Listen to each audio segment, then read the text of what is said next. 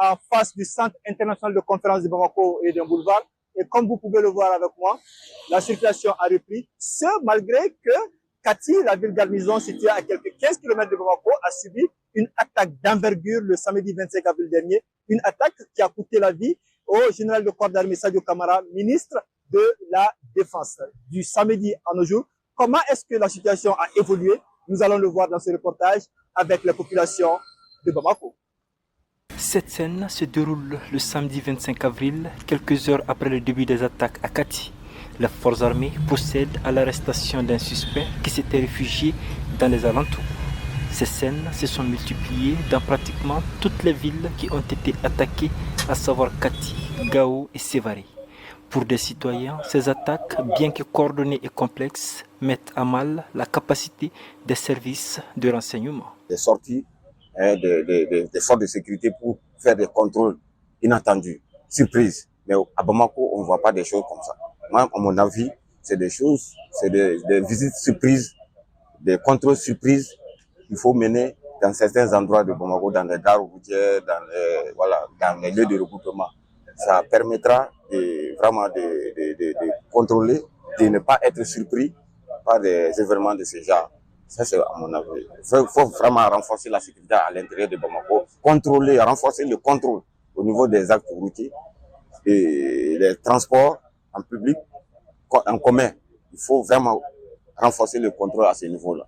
Au Burkina, au moment des attaques, pour prendre part à la Semaine nationale de la culture, le Premier ministre, le général de division Abdoulaye Maïga, lors de son point de presse le 27 avril, mettra en avant les complicités, surtout externes, qui ont permis l'exécution des attaques complexes et coordonnées et dans plusieurs villes. Au-delà du mode opératoire, il est évident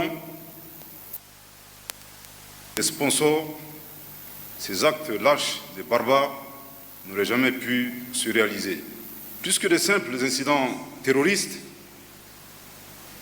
l'objectif de l'ennemi était de conquérir le pouvoir en démantelant les institutions de la République, en mettant un terme au processus de refondation et d'édification du Mali croix. Passé la chaude journée du samedi et du dimanche, la situation est revenue au calme. Située à quelques 15 km de la ville garnison de Kati, dont l'attaque a causé la mort du ministre de la Défense, le général de corps d'armée Sadio Kamara, Bamako revit sans crainte. Alors après l'attaque du samedi, le 25 avril, aujourd'hui nous sommes le 28 avril, la circulation a repris. Et la population va librement à ses affaires, malgré quand même la peur, je veux dire la tristesse dans nos cœurs. Quand même, la circulation a repris et tout le monde va librement à ses affaires. Très attendu, depuis les événements du 25 avril, le président de la transition, le général d'armée Assimi Goïta, s'est adressé à la nation dans la nuit du 28 avril.